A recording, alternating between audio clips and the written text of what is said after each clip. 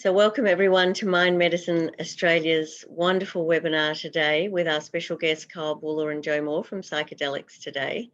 Fantastic people. I've recently done an interview with them and they're just great movers and shakers in this very important space that we're all in. I'd also like to acknowledge Dr. Alana Roy, who's our practice manager, and she will be interviewing Kyle and Joe for 30 minutes very soon, very shortly, and then we'll open up the conversation for questions for Kyle and Joe. So we're really looking forward to this conversation. I'd like to begin by acknowledging the owners, the traditional owners of the land in which we meet, and pay our respects to elders past, present, and future and emerging. I'd also like to acknowledge the elders, wisdom traditions, cultures and communities who have used these medicines for thousands of years for their intelligence and healing potential. They have kept the light of these medicines alive for us to benefit all of humanity, and we're very, very grateful for them. And I just wanted to also just mention, I put a quote on the chat that I felt was appropriate for today's conversation, and I'll just read it out now, which is, "Your assumptions are your windows on the world. Scrub them off every once in a while, or the light won't come in." It's by Isaac Asimov. Very good for busting myths, I think. So just a quick show of hands. We'll just have a quick look at the gallery and see who has not been to a Mind Medicine Australia webinar before today. Only a small amount of you. And I'll ask Beverly to put a link to our Mind Medicine Australia video so that people can share that. And we encourage you all, please do share our animated video. It's really important to get the word out there so that we can all collectively work together to make sure that these medicines do become available. So now we'll just give a very quick introduction to Mind Medicine Australia for those who are new. And this won't take very long at all. I'll be very quick, and then I'm going to hand over to Alana and Kyle and Joe. So Alana, we'll just pop on the screen sharing. Thank you. So this webinar is called Busting Psychedelic Myths and Exploring Cross-Cultural Taboos and Nuances. Next slide.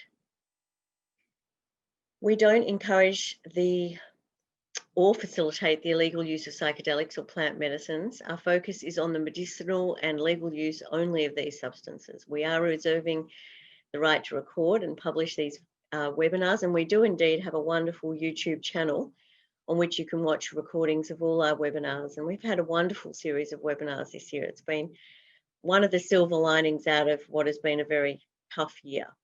We'll move on to the next slide. Thank you. Australia has a massive mental health crisis, as does the rest of the world, but Australia is particularly bad. We're only second worst in the world, only ahead of Iceland. So if you think about the difference between Australia and Iceland, that makes Australia look pretty bad. Before COVID and the bushfire crisis, 1 in 5 Australian adults had a chronic mental illness, 1 in 8 were on antidepressants, including 1 in 4 older Australians, and children as young as 5 being prescribed psychiatric medications. It's anticipated that 1 in 2 Australians will experience a mental illness in their lifetime. Now, since these crises and the ongoing nature of the crises that we're in, the environmental crises, and then also COVID and the fear and catastrophizing and lockdowns and so on, which are causing to an estimated 4 in 5 Australians are saying that their mental health has deteriorated in the past few months. And we're seeing statistics such as 33% of Victorian young people, 33%, increase on self-harm in young people in Victoria, increasing suicides in Victoria, which has had the longest lockdown. I mean, we should celebrate because Victoria, where Mind Medicine Australia is based, was locked down for a record 111 days and just opened up at midnight last night. So, you know, we all need to be really mindful of what those sorts of measures inflict on people's mental health, their relationships with people who are close to them, the education of young children, and of course the future of people's work and employment going forwards. Next slide, thank you. So unfortunately, there's been no treatment innovation for 50 years. In the case of depression, only 35% of sufferers experience remission from either pharmacotherapy, which is mainly antidepressants, or psychotherapy.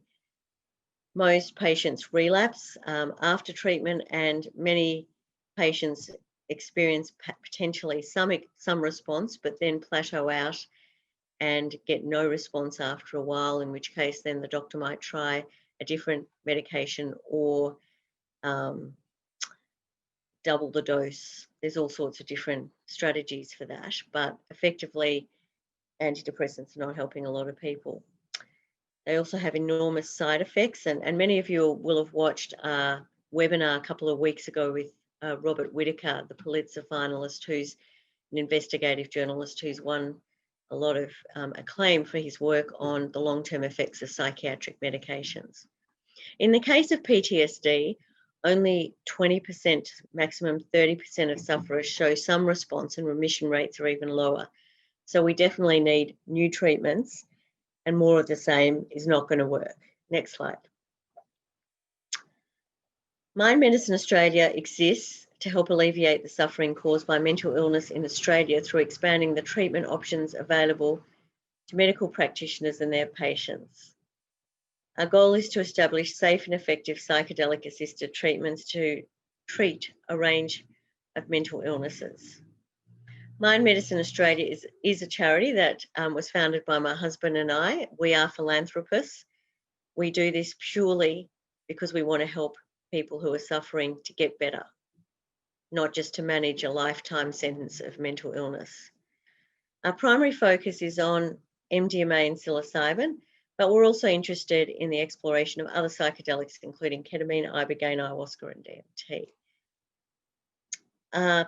For us, success will look like that these therapies become an integrated part of our mental health system, that they achieve high remission rates, leading to a substantial improvement in our terrible mental health statistics, and that they're accessible and affordable to all Australians in need.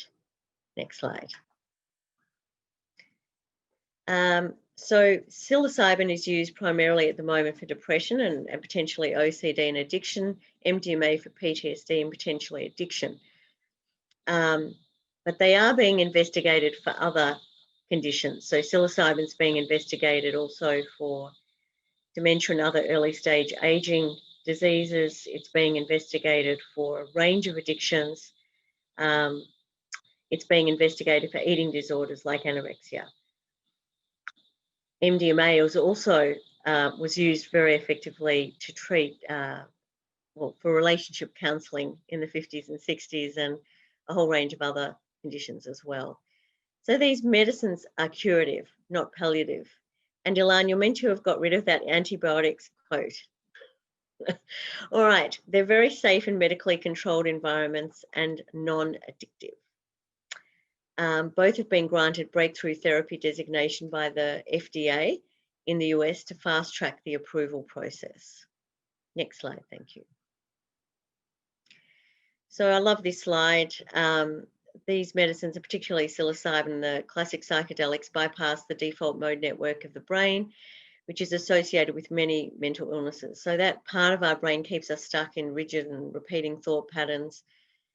And you can see on the right there a representation of fMRI scan of a patient with depression. You can see the thought loops, which are pretty limited and stuck. You know, I'm not good enough, things won't work out, my life's rubbish, no one loves me, etc.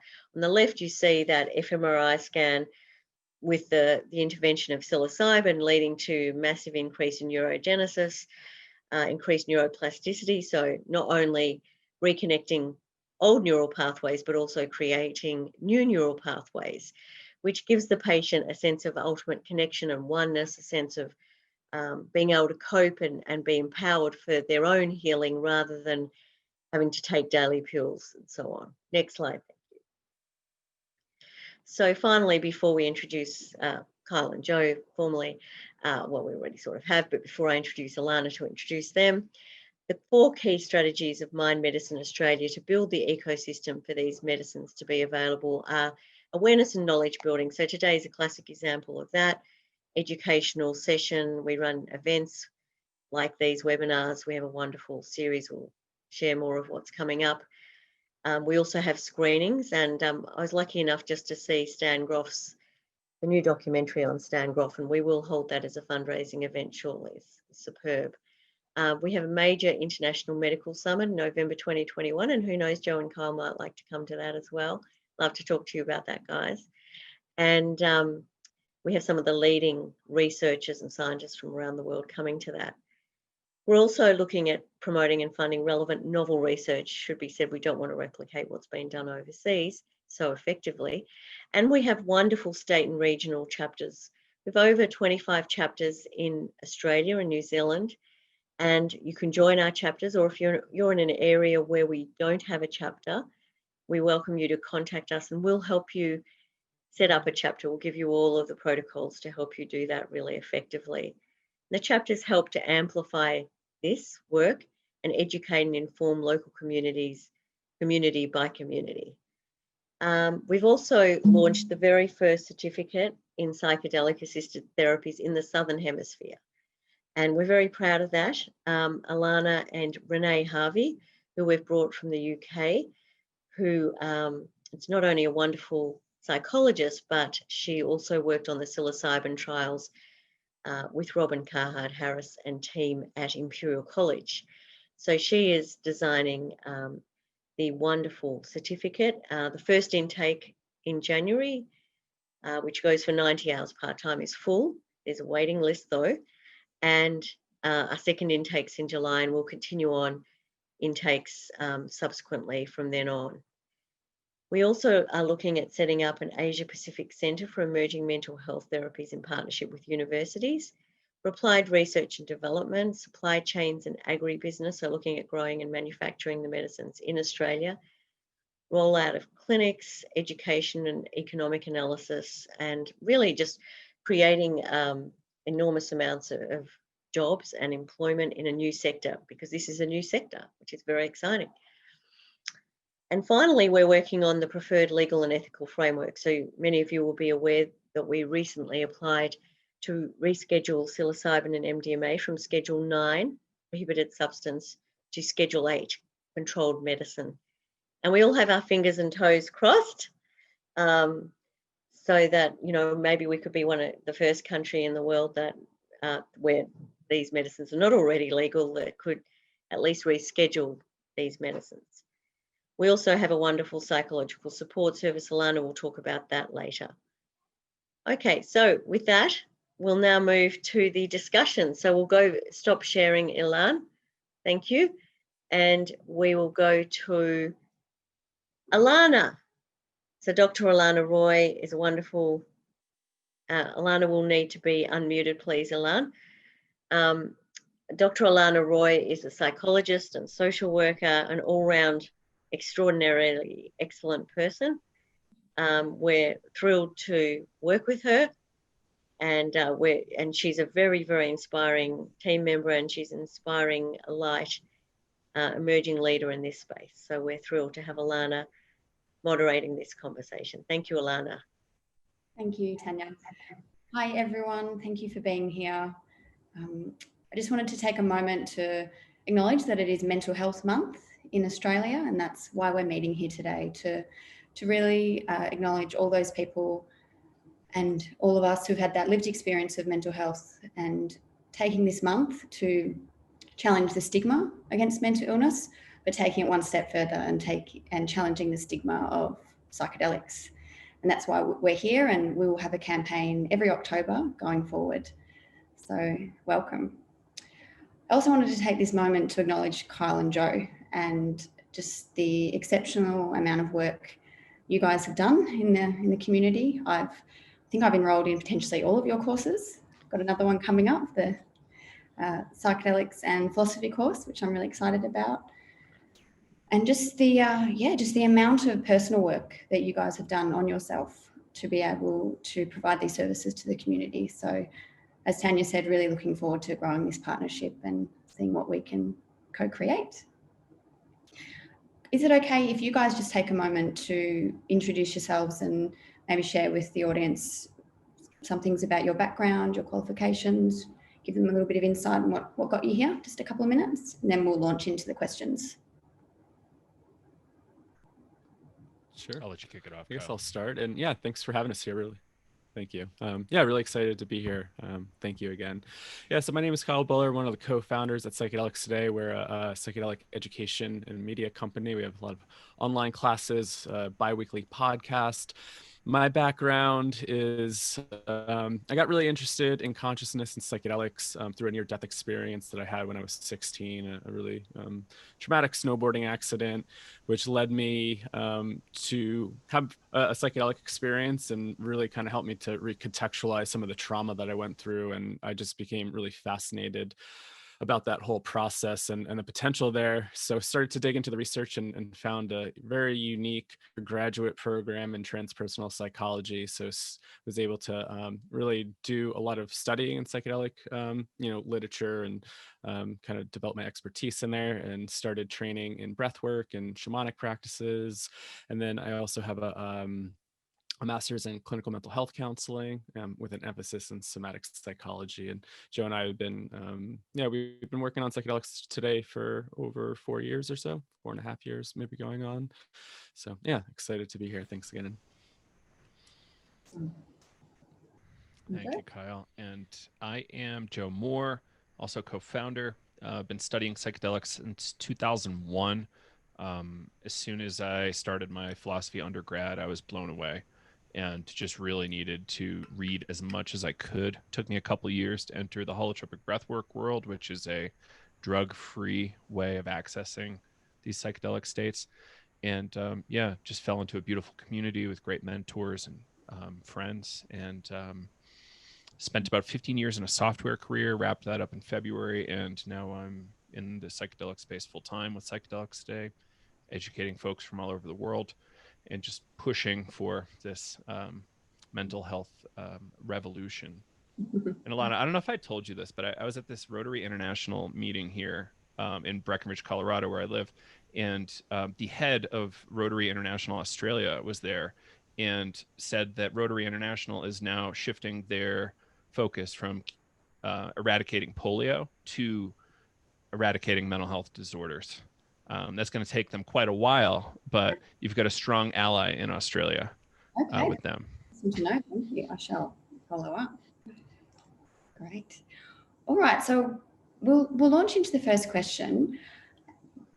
When I first began psychedelics, I guess I personally was very nervous about talking to my friends, to my colleagues. I've got a husband who's a detective. I've got family members in the police. I also have born again Christian parents. So everywhere I went, I was faced with fear and stigma. I'm curious, why do you think there is so much stigma against psychedelics still out there?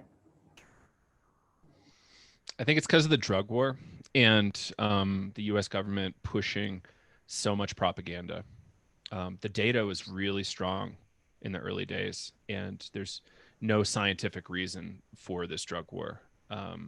It's purely political, and we're still dealing with that. Like the amount of money we now have to spend to move out of this drug war stigma is endless. Like, sure, there were a few high profile cases, but they were politicized like crazy. So that to me is the real reason. I don't believe it was, psychiatrists worried about their income. I think it was purely political. What do you think? I also think that there were also some religious aspects there when we think about, when the Spaniards came to South America, Europeans came to America, and they stumbled across indigenous tribes using, say, psilocybin mushrooms, right? It was always kind of viewed as the work of the devil and witchcraft.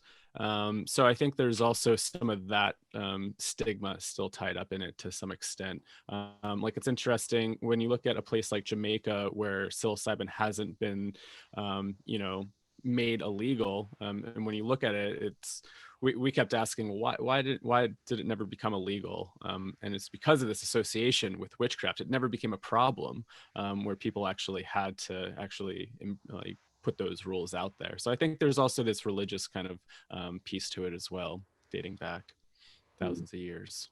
Right, like direct experience is a real big challenge to organizations. So like that's, comes from the olden days. We can thank the Church of Rome probably for the current Inquisition in a lot of ways. And this new book, The Immortality Creed by Ryan Morarescu, is really great and lays out a good argument for that. Yeah, I just listened to a podcast with Joe Rogan and him. So I encourage everyone to check that out. Yeah. So that's really interesting. So do you still feel that there is stigma given when you first entered the field of psychedelics? Have you seen a shift across any of this? Are you seeing change? Absolutely. Yeah. I've got some really conservative family. I remember when I'll let you go. I think there's a lag here. Sorry for the lag, folks. I think there was a change. When I started to get really interested in this topic, probably around 2008, 2009, and just really sharing my healing experience, I felt like I had people were staring at me with two heads.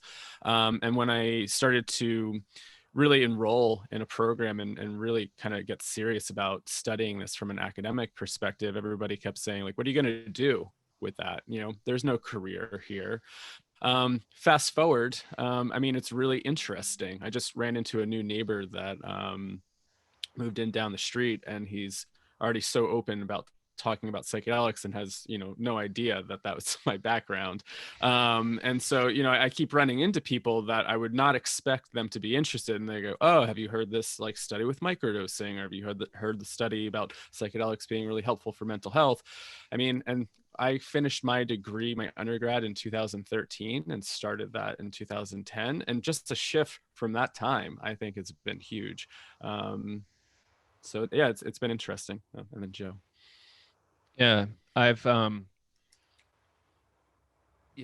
transition from 2001 till now is unbelievable. I was just recently getting my teeth cleaned, and I had a long conversation with the dentist and his wife about psychedelics, and it was just really fascinating that I was having this while getting worked on.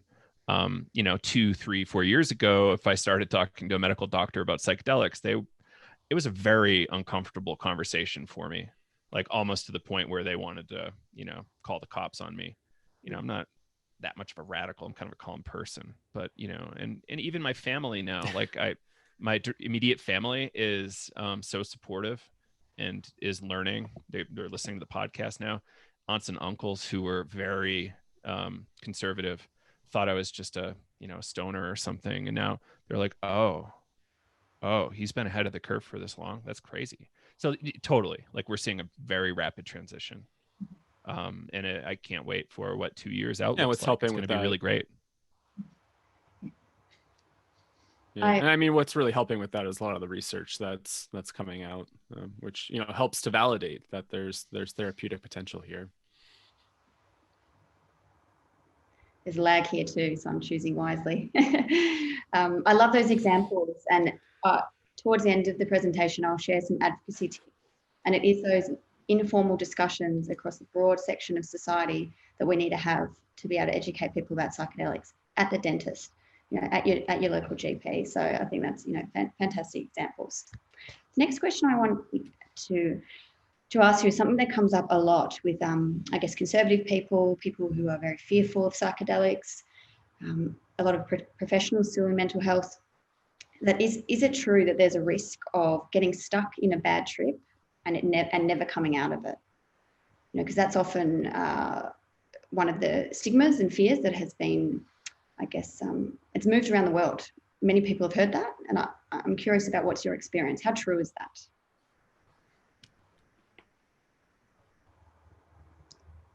Yeah, it's a really interesting question. And I think something that, that does come up is what's called hallucinogen persisting perceptual disorder, HPPD, or it might be perceptual persisting.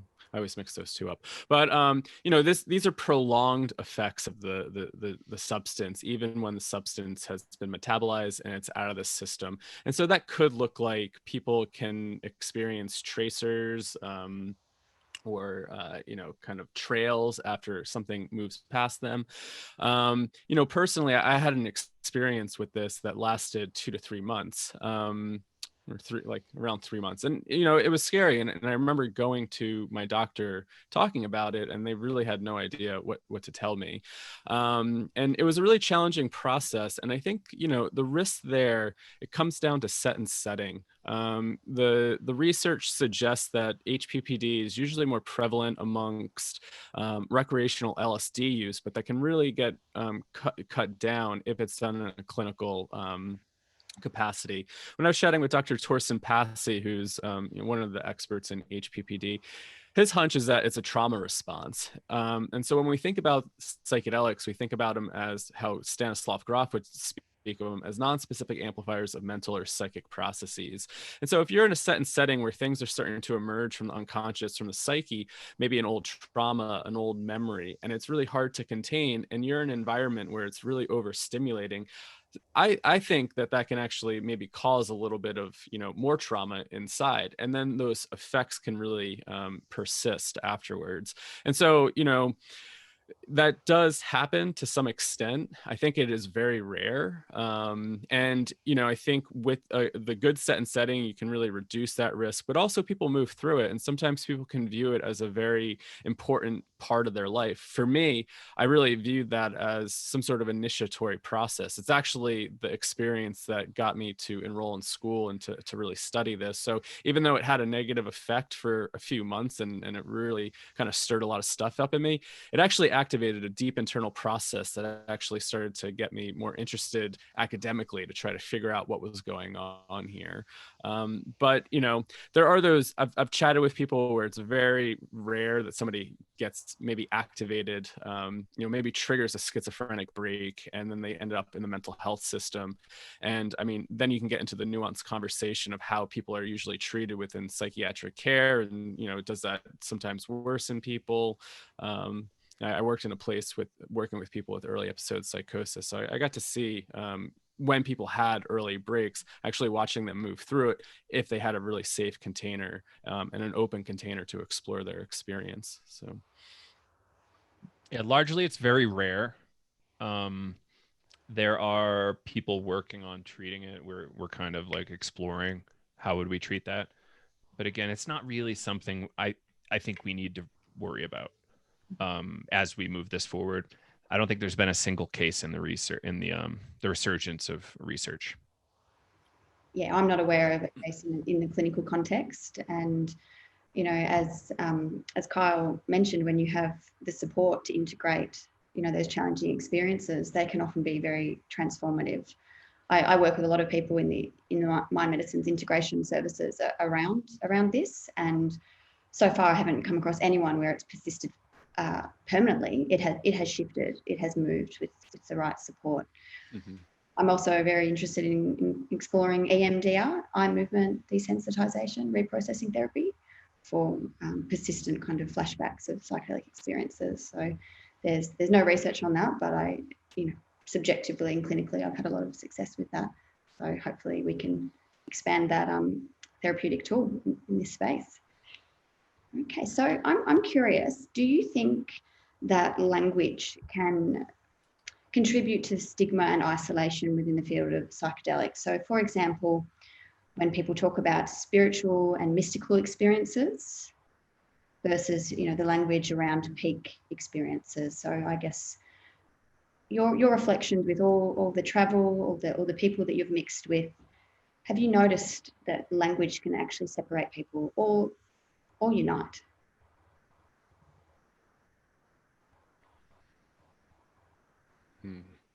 Yeah, it's interesting to think about. You know, a lot of people that have had psychedelic experiences talk about the mystical and transpersonal, and sometimes that can be written off as kind of woo-woo, right? Or like, oh, that's, you know, kind of on that weird spiritual side versus like the hard science of actually what's going on in the brain and how do we validate it from that type of language. Studying transpersonal psychology, I was definitely exposed to a lot of different theories and ideas, and trying to like bridge the gap between science and spirituality. I think it is something that we're battling against, and how can we develop that language that helps to bridge the gap? And I don't know why we seem to say, oh, you had this like experience that seems weird. Maybe it's our own discomfort of hearing about, these spiritual or mystical experiences where it's like, oh, maybe I don't want to accept that could be true. So we push it off to the woo-woo or that spiritual side. But yeah, I think that sometimes in some circles, you see that, right? Maybe sometimes in very academic circles, people don't really want to hear about spirituality. I remember when I first met Dr. Rick Strassman, I was telling him about my story, and I told him I was really interested in doing, research in this. And he looked at me and said, if you're really interested in this and you're interested in the phenomenological part of the studies, just stick to heart rate and measuring, things that you can see. He's like, science does not want to hear about the mystical and spiritual aspects. And, it was really interesting because I met him when he released DMT, the Spirit Molecule, the movie. And he said he didn't talk about that experience for about 15 years because it kind of traumatized him a little bit because he was exposed to so much stuff, I guess, outside of his scientific worldview, where you're dealing with people coming back saying they had entity contact. And then you try to go to your colleagues or your supervisors and say, what do I do with all this? It kind of is like, whoa, it's really challenging a paradigm. But I don't know, Joe, you have any thoughts? We've got to be really careful about language. That's all. Like we've got to, when we talk about addiction or substance use disorder, we've got to be really careful. Like we have a lot of impact on that. And same thing with psychedelic use. Like say you have a transpersonal experience of some kind, like say you talk to an angel or something, whatever that experience is for you, then you tell your therapist and then they try to say, no, that wasn't real. Like what in your subconscious was that?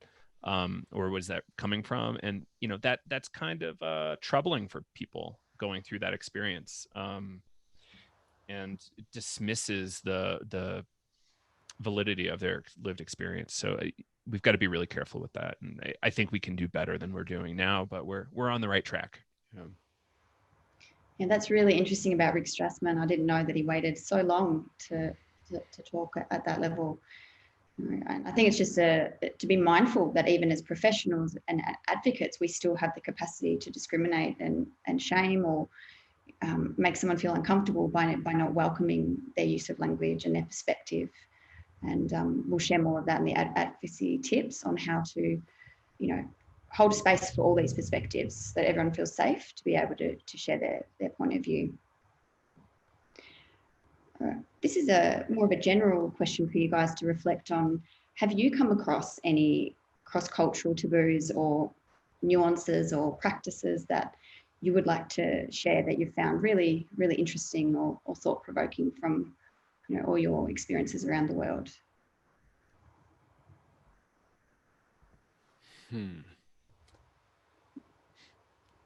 And keeping in mind, that's a good question. We've got the clinical context, we've got ritualized ceremonial processes, as well as the recreational space. And yeah, just any nuances across those contexts.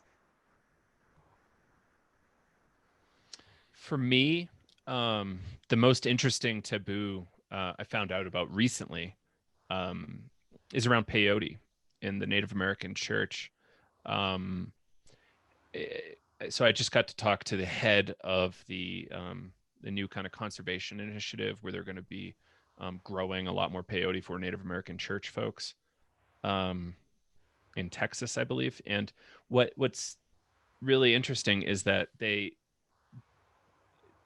diversity of belief is so incredible in those groups, but primarily like ancestors live in the peyote. The peyote is an ancestor. And when these things are grown internationally or not in a great container, some groups have a really strong reaction to that. Like, why are you imprisoning my ancestors? Why are my people, like they consider it their people? And that's a big deal. Like there's places where you can grow this stuff legally outside the US, but is it really worth it to cause more pain to a Native American group that has already gone through so much. So, something to consider there.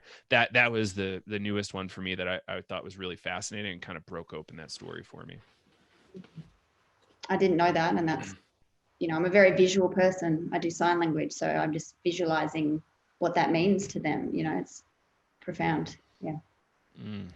Yeah. I guess for me, yeah, it kind of comes back to maybe a lot of those like shamanic traditions and ritual. But I think something that I've learned with psychedelics today, and I think for me, this has been like a really challenging thing to kind of shift, is that, I really got interested in a lot of this stuff through my own experience. And I always approached it with this spirituality framework, and kind of more of a psychological therapeutic framework. Like I always took these substances in the sense of like, I want to do deep inner work. I want to connect with myself on a deeper level.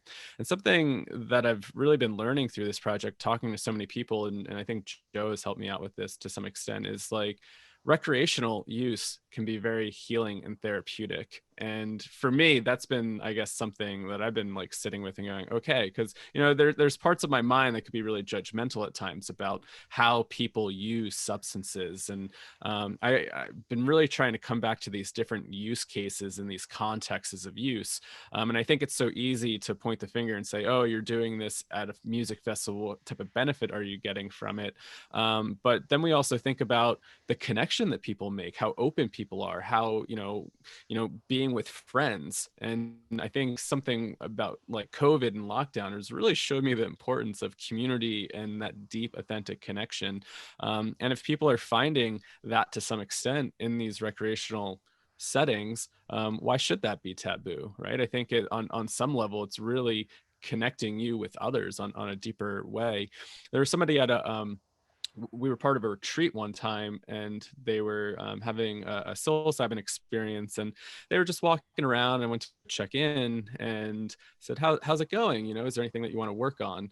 And they were like, you know what? I'm at the phase of my life where I just want to be happy and enjoy this experience and connect with others. And I was just like, wow, yeah, does this always have to be such deep, profound work? Can we actually kind of sit in what we would call, say, the golden shadow, right? Being able to feel pleasure and feel okay feeling pleasure and enjoying that.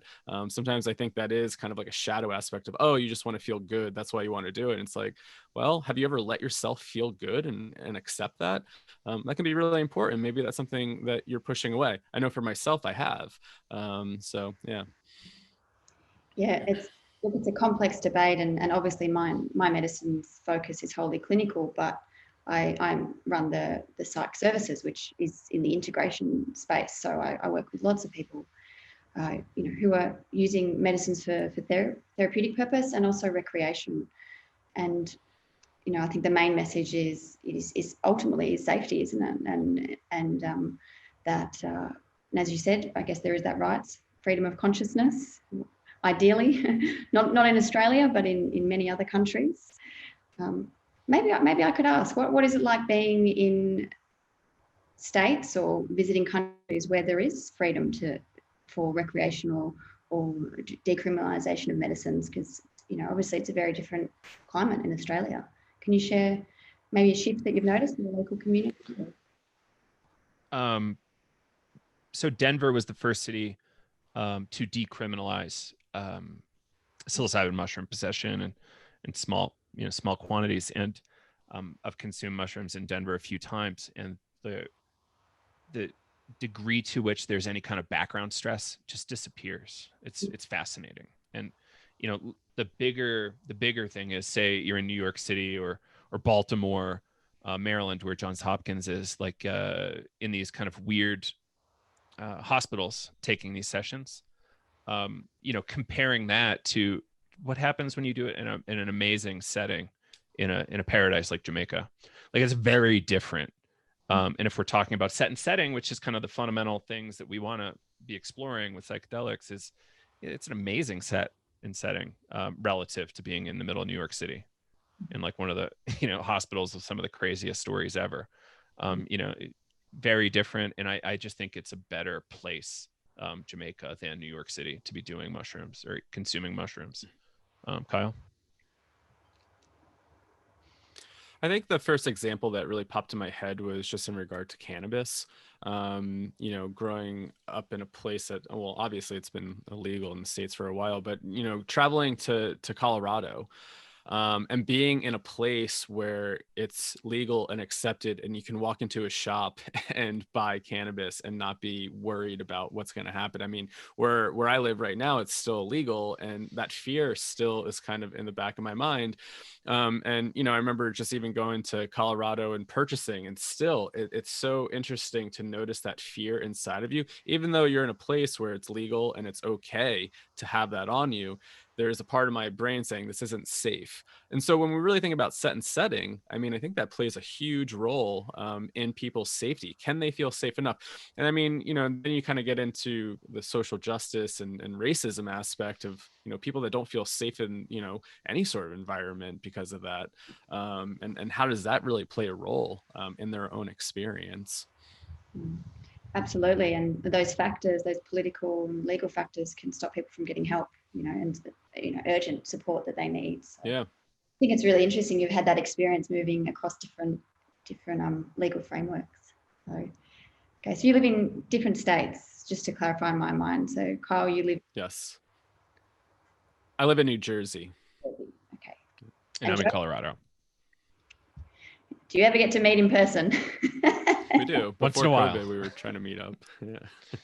Alana, can I get a time check just to get a sense of when we move on to the slides again? Sure. It's now only 10 to 12, so we can carry on for another 5 or 10 minutes. All right. So what do you think some of the ways that academics, as well as the layperson, advocates, can dismantle and challenge the stigma against psychedelics? So thinking, from the academic space as well as the community space. Get educated, start talking to others in the space, and you will be an ally almost within a month or two, like a very strong ally, especially if you're an MD. Yeah, I would echo that. Education. And educating your colleagues about it. But I think that kind of comes with a little bit of like risk tolerance. Are you willing to open up to colleagues, professional colleagues? I feel like I've always been on that edge of trying to push that. And it's always really amazing what happens when you can push that and, just present the data that's out there and present the information. I think if anybody has an open mind, they'll be able to look at that with a critical lens and be like, wow, maybe there is something here. So, if you feel safe enough, if you're an academic, I know that can be scary, or if you're a professional, to be a little bit open about this. But, I think if you're coming from that scientific background and you have the data present, really kind of stay in there. If you're a community member and you feel like wanting to come out of the quote unquote psychedelic closet and share a story, maybe how that's helped you, that can be really beneficial. And just really helping to educate people about these little nuances and really trying to break the stigma here, because it's still around. I'm always trying to do education with people. And, just going back to one of your first questions, like, flashbacks and can you get stuck in a trip forever? Sometimes people are like, oh, doesn't LSD store in your spine when you crack it? I mean, that's not really the case. It was mostly kind of tied up with propaganda in the 60s. So yeah, education.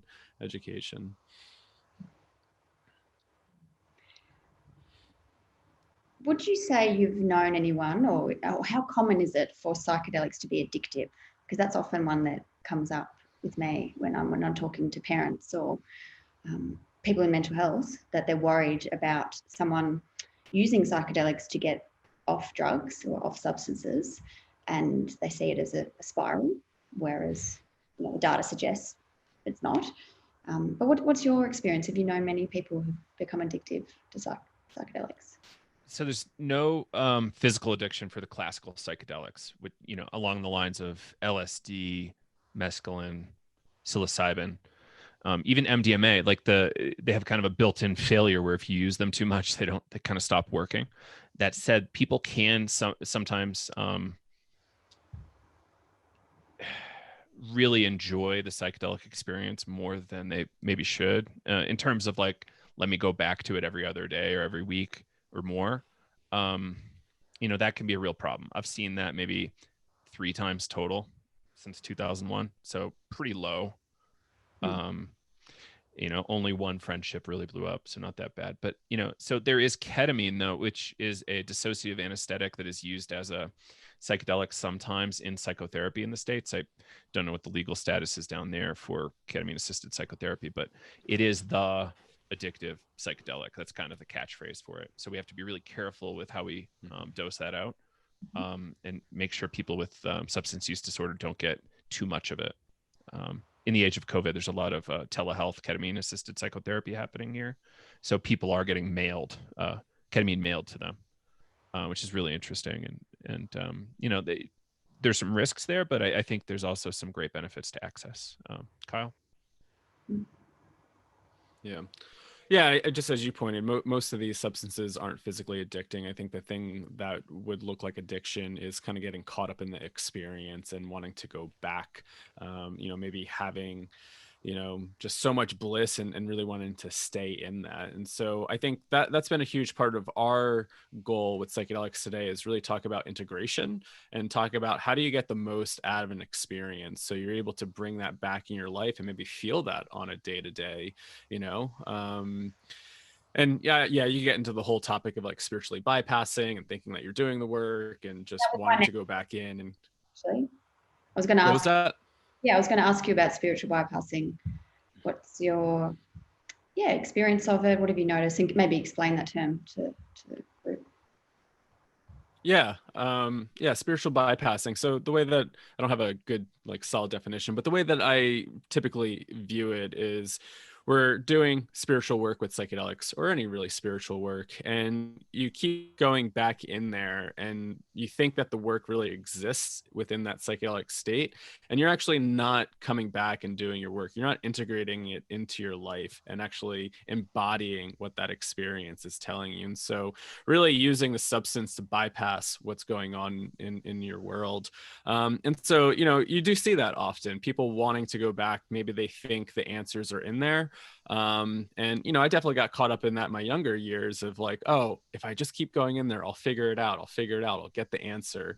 And it took me a while to be like, actually, those answers aren't in there. The answers are here in the 3D world. And I actually need to come back and start actually making those changes. And then how does my life start to change after that? And so, but I understand it, because sometimes, you know, it's so beautiful, it's so blissful, it's so mysterious, and you kind of want to go back in there and just get the answers, and you feel like the answers are there.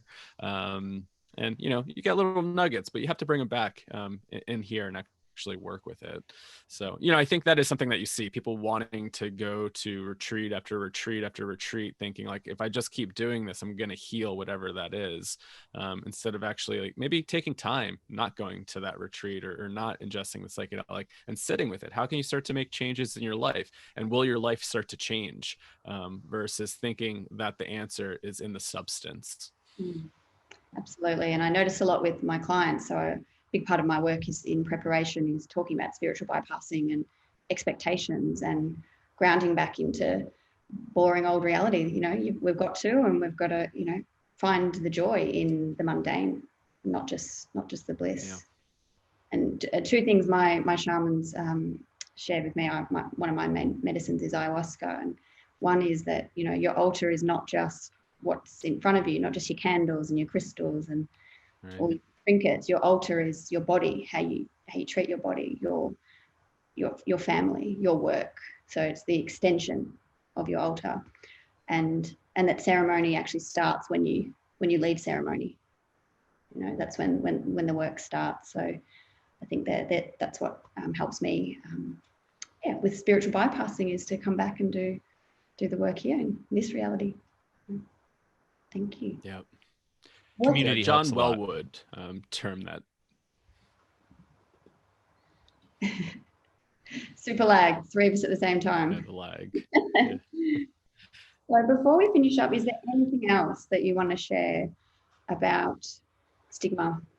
Maybe even it could be something you've experienced, a personal stigma, or any other reflections from your body of work around really facing the stigma of psychedelics.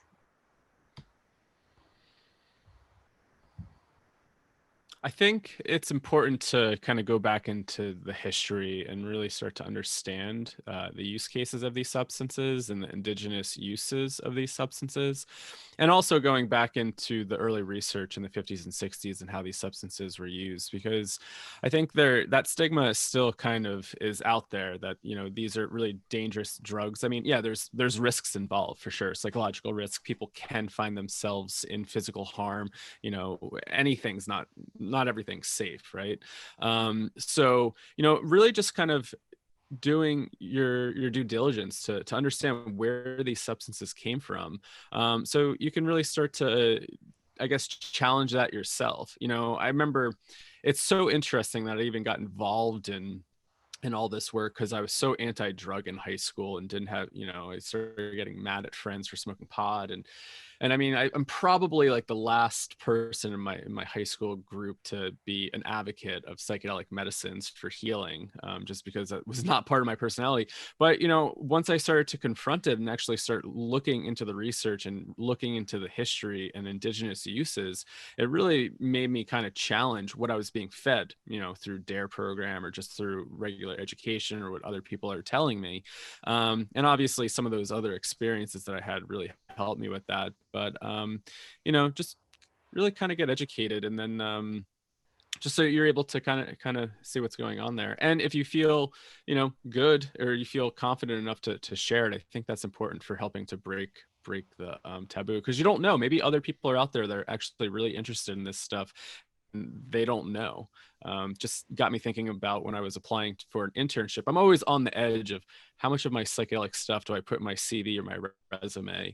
And there's a part of me that wants to be honest. And I remember when I went in for my internship interview, the person really grilled me on all these tough questions about psychedelics. And she said, you know, I have no interest in hiring you. And towards the end of the conversation, she's like, you know, I just saw your CV and it was really interesting. And I just really wanted to talk to you. And then she looked at me and said, I think this is the future of mental health. You know, I ended up getting the position because, you know, I was able to talk about it in a really respectful way. It wasn't like I was just, you know, coming from this hippy dippy worldview. And it was really interesting to challenge that and put that out there. And I guess walk that line to be able to push the edge a little bit and be like, hey, we need to redefine how we view these substances. And so, you know, if you feel good enough to do that, I challenge you to do that as well. Awesome. Shall I move on to Alana, or can Joe finish up? Yeah, just really briefly. We've got a lot of work to do. We've got to be brave when we feel safe enough to be brave. It's kind of a privilege to be brave. So, you know, not everybody can do it. So don't judge people too harshly if they choose not to. But people can make a lot of difference just by either sharing research on their social media or whatever it is. You know, just having conversations with family, because there's implications from everything from you know, postpartum depression to death and everything in between. You know, there's a lot going on here and a lot of good that we can do. Just got to really kind of push and, you know, take a stand, and it's probably good for now. Thanks, guys. That was awesome. Well, thank you so much, all of you. And there's stacks of questions here. So the usual way. Sorry. Tanya, I've just got like 3 very quick slides to give people tips on advocacy. Can we do that after the questions, Alana? Sure. Might help with the questions, but all good. Okay. It's just they're in a different order as far as I'm aware. No. Okay. So we've got a comment here, and it's just a comment really. So, oh, by the way these quick questions work is quick question, short answer, just from one of you, and really quick. It's like speed dating sort of thing. Cool. So one traditional argument for the existence of such stigma-re psychedelics is that by freeing up psychological structures, you also challenge social conformity and in turn challenge political structure. It's not really a question, but do one of you just quickly want to comment on that? It's somewhat true, for sure, but you know, there's a lot of applications where governments might really be into it. You know, some that aren't very nice, but some that are. So keep it in mind. Okay. Hang on one moment. Here we go.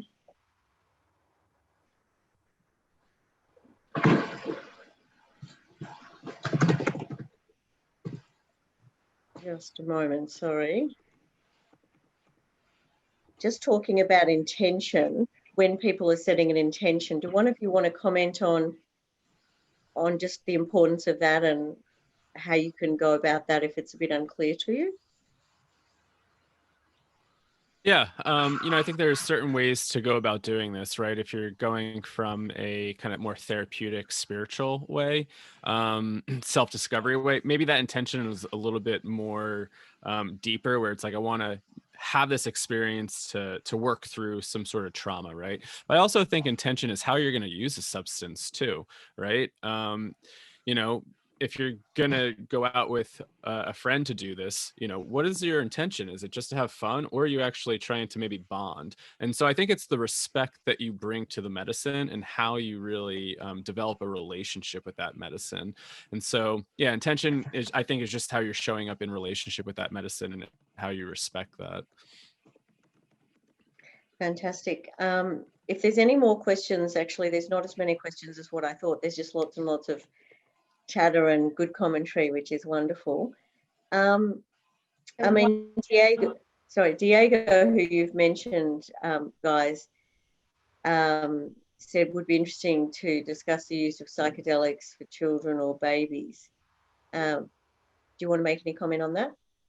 I can just speak from I guess, some cultures, some Indigenous cultures, young children are initiated into, shamanic practices from a young age, but they're chosen for a specific reason culturally, and also mothers, breastfeed while they're in ceremony, and the baby does receive some of the medicine. But obviously we're a long way off babies and children in Australia within a clinical context. It's culturally worlds apart at the moment.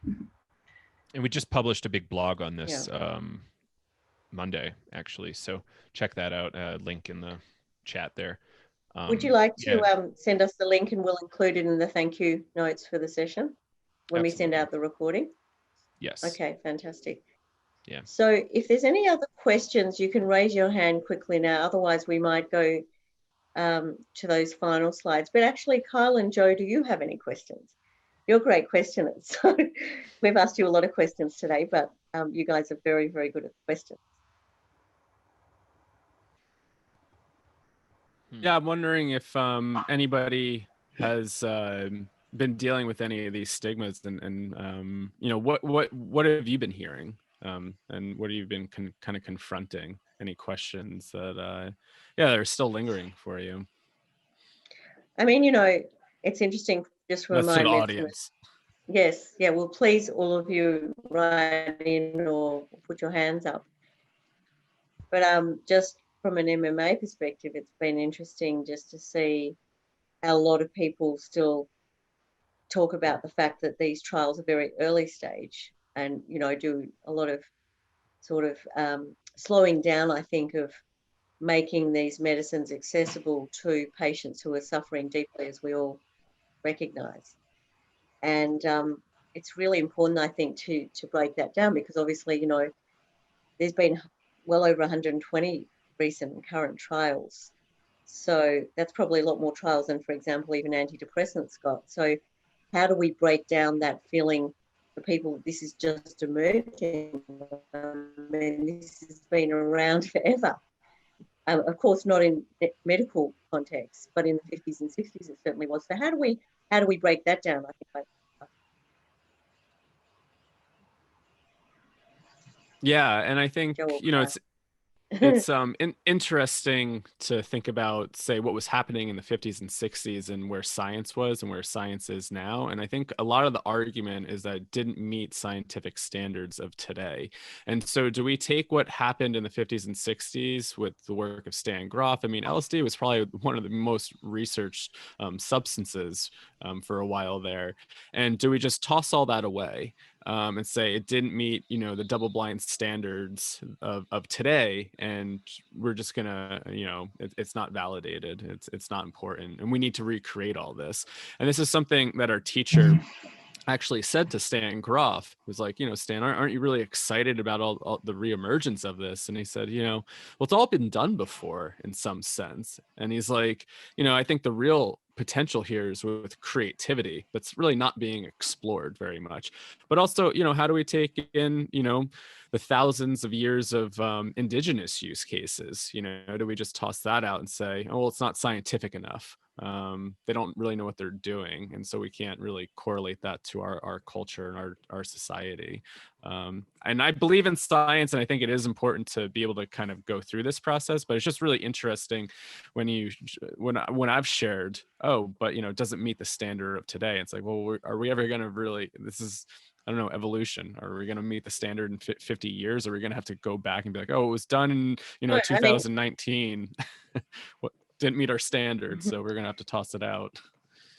Yeah, that's right. So we all have to keep calling that out. Otherwise, this could be delayed forever. And, if other medicines had been put under that sort of microscope, none of them would be around either.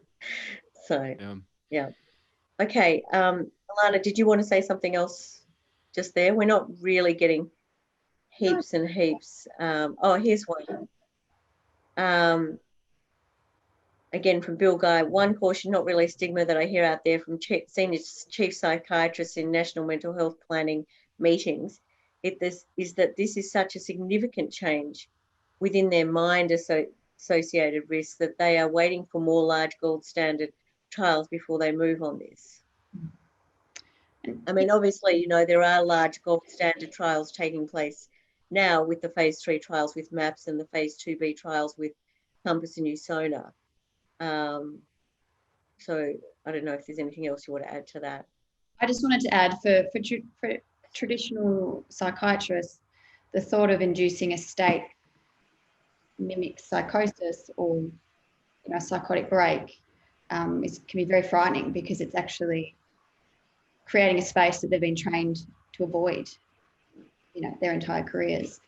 As we know, this is research, it's a deeply transformative healing space. It's not a psychotic episode. That's right. It's the window that allows the light in for healing to occur. So I think it's validating their concerns, but also the reality that it's different. It's a different process, even though there's some similarities. Another question here. Sorry, go on.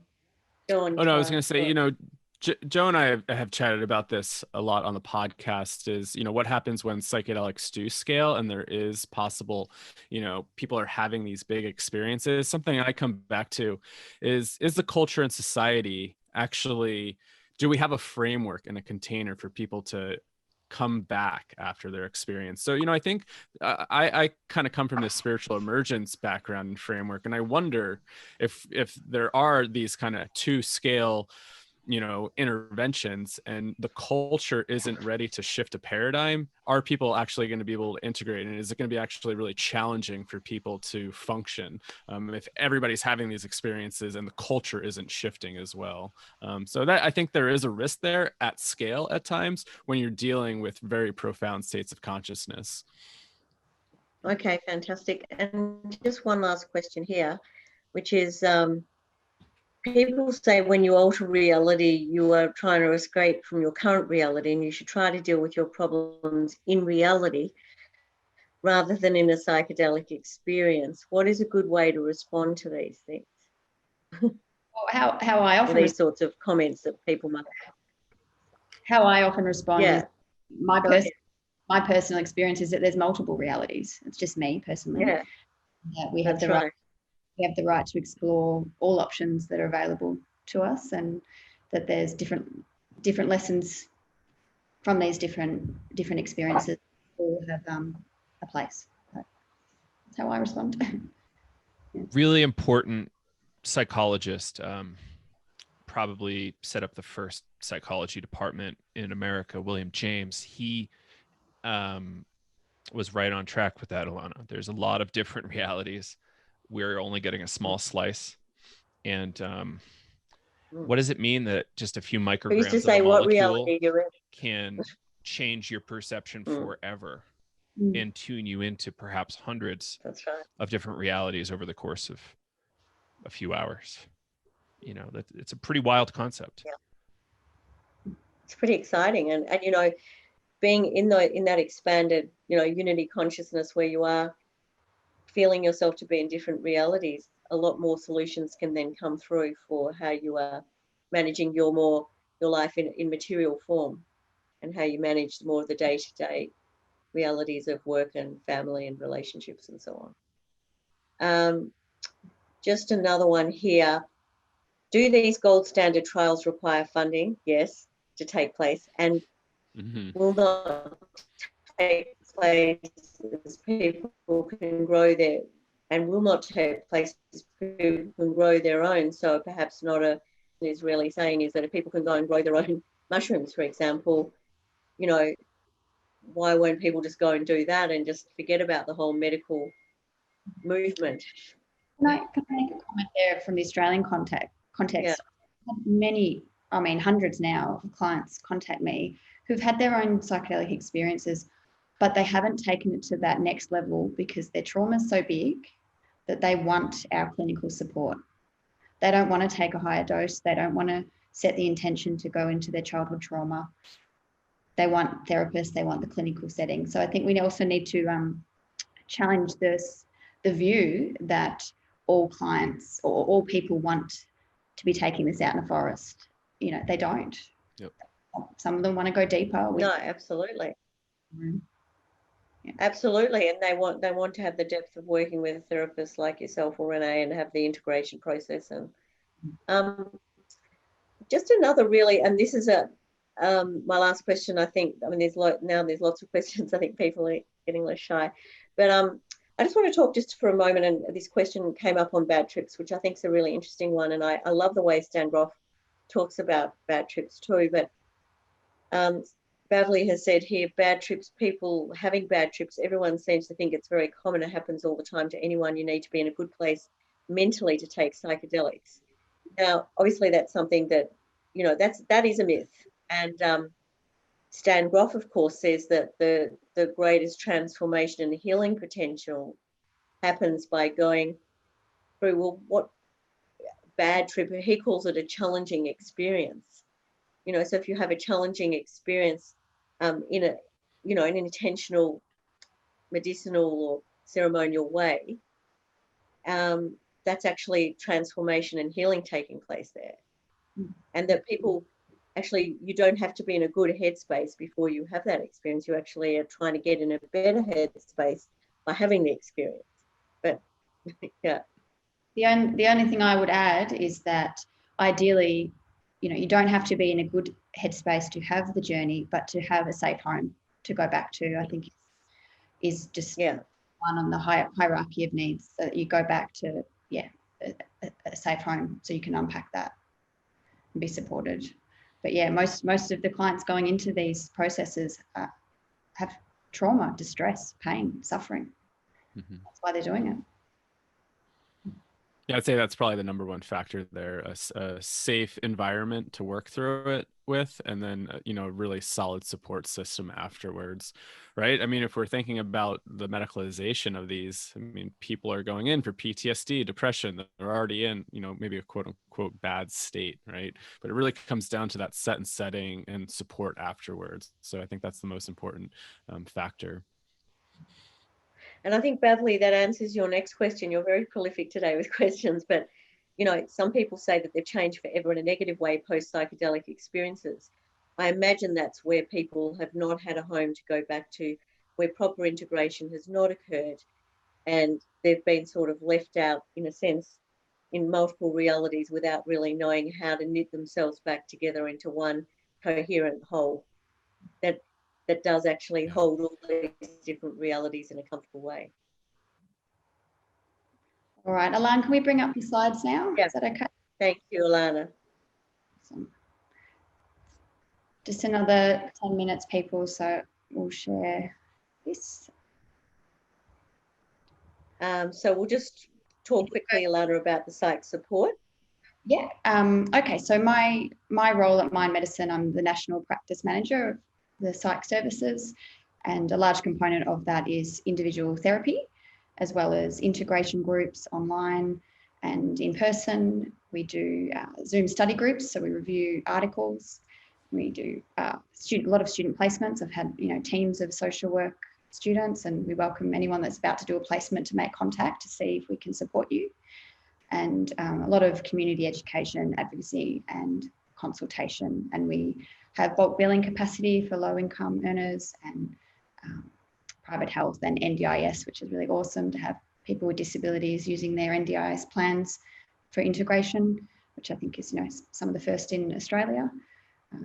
And yeah, supervision, peer supervision with me and Renee. So anyone who's out there in the community wanting to connect, please do so. Please contact us. And Alana, if you can go back to the... And you get to work with the wonderful Alana and Renee and other wonderful practitioners. So how good is that? Next slide. Wait, sorry, Tanya. We need to go back to the advocacy slides. Yep. There before all of this, Alana. No, they're at the end. They're coming right up, Alana. They're coming back. Okay. So if we could just finish in the sequence was sent to you before. So Tim Ferriss's quote here, wonderful quote, talks about the importance of supporting this movement in any way that any of you out there can. We really need your support. We can't do this alone. Next slide. Thank you, Alana. How can you help? Volunteer, join our chapter, start a new chapter. Conversations, as Alana said, read our content, talk to your doctors, MPs, attend our events. Please donate. Small amounts and large amounts all make a difference. Follow us. And now we're coming to these slides. Next slide. Thank you. You can see how keen I am to talk about advocacy, hey? Absolutely. We love that. All right. So these are some tips that I've put together, just reflecting on my experience. As I mentioned previously, when I first began my psychedelic journey, I didn't know anyone. I came back to Australia and had a year where I didn't know anyone in the community or hadn't connected with Tanya or Peter yet. So there was a year of a lot of, shame, stigma, and, I'm really grateful for it now because I can support people on that deeper level because I know what it's like to not be able to talk.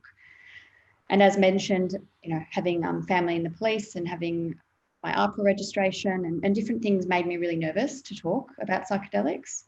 But what I found is, having awareness that laws and attitudes towards psychedelics and all laws are socially and culturally constructed. So as Kyle and Joe has showed us, the way medicines are used around the world are so dependent on, politics and the culture.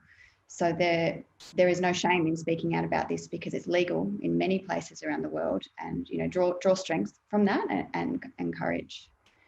Also have an understanding of how laws and human rights have evolved around the world in other movements. So women's rights, LGBTQIA and others, cold groups, and now the psychedelic movement. So this is an example of another minority group that has been oppressed throughout history, that we're all a part of and connected to, and we can draw strength from other groups that have experienced these marginalisation.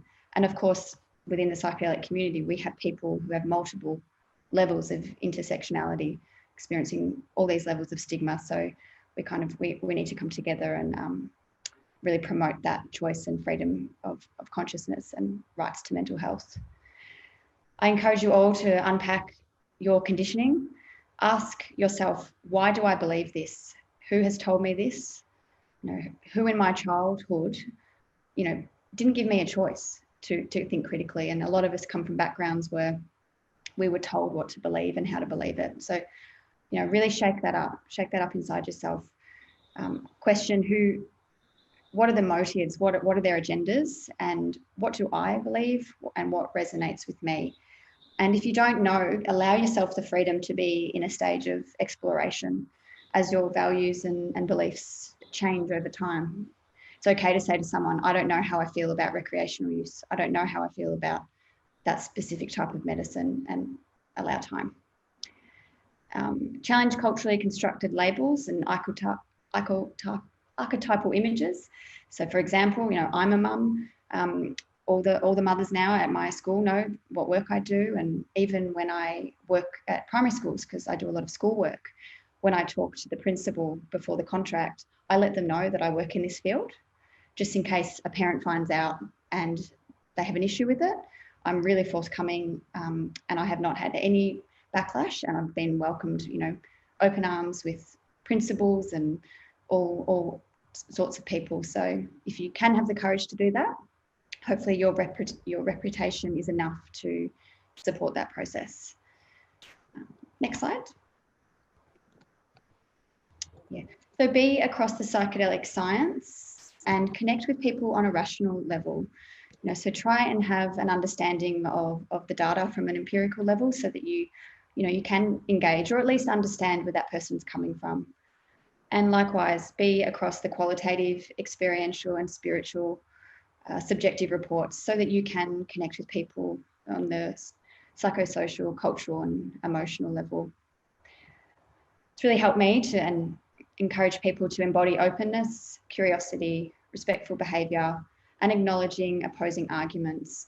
You know, really listen to hear, not listen to argue back or listen to be right, which passionate advocates can often do. It's really slowing down and, you know, looking for points of agreement, and be friends with your enemies. You know, be approachable to people who fundamentally disagree with you, so that we can bridge these gaps. And it takes a lot of courage to, yeah, be humble and gentle with people who oppose you. Validate and understand people's fears, judgments and prejudices. So be across multiple perspectives, be across arguments of addiction and, you know, perception disorder and, you know, all those things that people could bring up. Have an understanding so that you can have an educated discussion and help support them in their learning. Next slide. Talk with warmth and confidence, not arrogance. And I think the more passionate we get in psychedelics, people can come across in that way. And I think when you're a medicine advocate, really, yeah, being humble and knowing what you don't know and asking other people to educate you on the journey as well.